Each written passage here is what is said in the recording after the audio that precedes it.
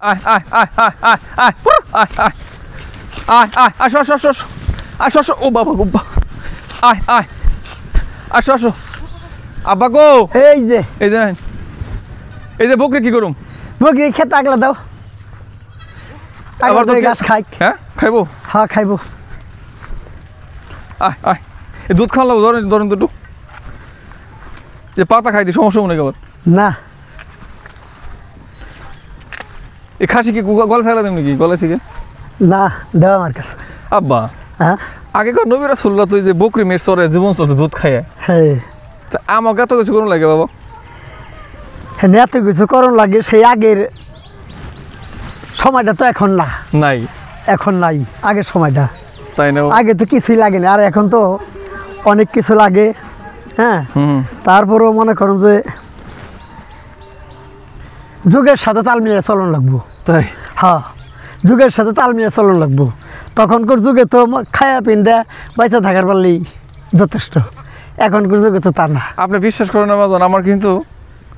আগেকার ফিলোসফি ভালো লাগে বুঝছেন বকরি মেয়ের চরান মরুভূমির ভিতরে এইগুলো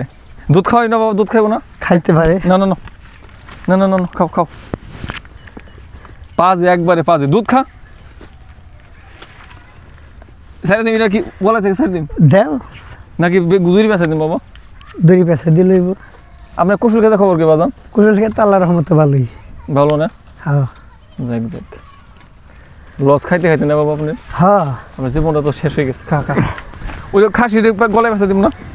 যাইবানে একলে আবার দৌড়ে বাড়ি যাবেন খাইবানে খাইয়া 5 টাকা থাকলে তো মোটামুটি এই দেশেতে এই সুখ হলো আবার কোথায় যাই না জানি পাজি রে বাবা রে বাবা এটাতে হাল চাষ করুন যাবো না বাবা না